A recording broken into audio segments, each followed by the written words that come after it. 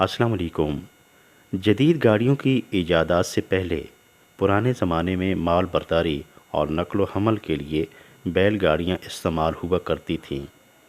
یہ گاڑیاں لکڑی کے مضبوط پھٹوں سے تیار کی جاتی تھیں اور اسے بیل کھینچا کرتے تھے۔ ہر بیل گاڑی کے ساتھ ایک کتا اور لالٹین بھی ضرور ہوتا تھا۔ جب کہیں سنسان بیابان جگہ میں مالک کو رکنا پڑتا تو اس وقت وہ کتا سامان کی رکھوالی کیا کرتا، جبکہ لالٹین اندھیرا پڑنے کی صورت میں رات کے وقت جلائی جاتی تھی۔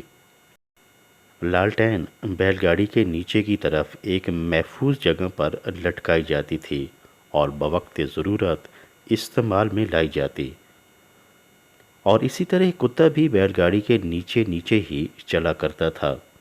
شروع میں کتے کو سدھارنے کے لیے مالک سفر کے دوران اسے گاڑی کے ایکسل کے ساتھ نیچے باندھ دیا کرتا تھا، تو پھر وہ بڑا ہو کر بھی اپنی اسی جگہ پر چلتا رہتا۔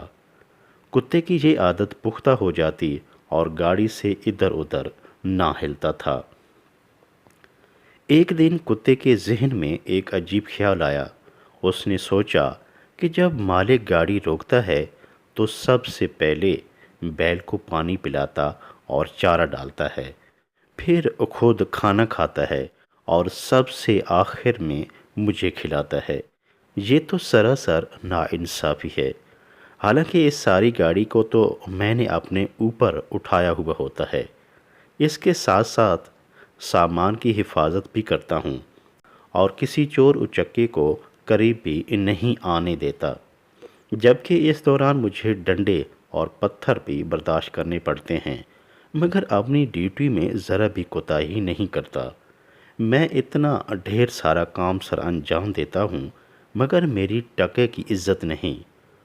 وہ اندر ہی اندر کڑتا رہتا اور آخر کار ایک دن فیصلہ کیا کہ اچھا پھر ایسے تو ایسے ہی صحیح، میں نے بھی آج راستے میں ہی بیل گاڑی چھوڑ دینی ہے، دیکھتا ہوں میرے بغیر گاڑی آگے کیسے جاتی ہے۔ جب آدھا سفر طے ہو گزرا اور دشوار گزار راستہ آیا تو کتا نیچے بیٹھ گیا اور بیل گاڑی آگے نکل گئی۔ کتا حیران و پریشان اس کو دیکھتا رہ گیا جو کہ تیزی سے آگے بڑھ رہی تھی۔ کتے کی غیر موجودگی سے نہ بیل گاڑی رکی، نہ مالک کو کچھ فرق پڑا اور نہ ہی بیل نے کتے کی غیر موجودگی کا برا منایا، بلکہ خطرے والی جگہ پر مالک کے ساتھ ساتھ بیل بھی ہوشیار ہو جاتا۔ کسی غیر مانوس شخص کو قریب آتا دیکھ کر اپنے بڑے بڑے سینگوں کو ہوا میں ٹہراتا، غصے سے گڑ گڑاتا اور مشتبہ شخص کو دور بھگا دیتا۔ گویا کہ حفاظت کا کام بھی بیل خود سر انجام دے رہا تھا۔ تھوڑا آگے چلے تو آوارہ کتے بیل گاڑی کی طرف لپکے، مگر بیل کی ایک ہی پھنکار نے انہیں دور بھگا دیا۔ بیل گاڑی آگے بڑھ گئی، جبکہ آوارہ کتوں کی مٹ بھیڑ اس گاڑی والے کتے کے ساتھ ہو گئی جو ابھی تک غصے سے پیچھے بیٹھا ہوا تھا۔ آوارہ کتوں نے اس کی وہ درگت بنائی کہ خدا کی پناہ۔ کتے کی چیخ و پکار سن کر مالک دوڑ کر واپس آیا اور اپنے کتے کی آوارہ کتوں سے جان چھڑائی۔ مالک نے کتے کی مرہم پٹی کی، اسے کھلایا پلایا اور گاڑی کے اوپر اپنے ساتھ بٹھا لیا، کیونکہ وہ بیچارہ اب چلنے کے قابل تو رہا نہیں تھا۔ مالک کتے کی ساتھ ساتھ ٹکور بھی کرتا رہا اور اسے کھانا پانی بھی دیتا رہا۔ تھوڑی دیر کے بعد کتے کے اوسان بحال ہوئے تو اسے اپنی غلطی کا احساس ہوا۔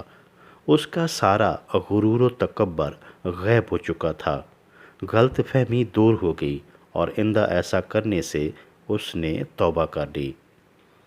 اسی طرح آپ کو زندگی میں چند ایسے لوگوں سے واسطہ ضرور پڑا ہوگا جو اس گمان میں ہوتے ہیں کہ سارا بوجھ تو انہوں نے اٹھا رکھا ہے، وہ نہ ہوں گے تو نظام رک جائے گا اور سب کچھ درہم برہم ہو جائے گا۔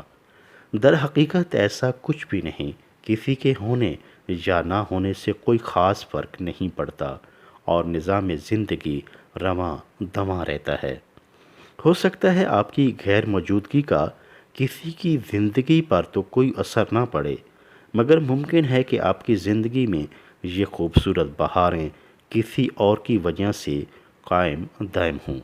اس لیے ترم خان اور اکڑ خان بننے کی بجائے اپنے فرائض ایمانداری سے بجا لائیں اور نیک نیتی سے زندگی کا سفر جاری رکھیں۔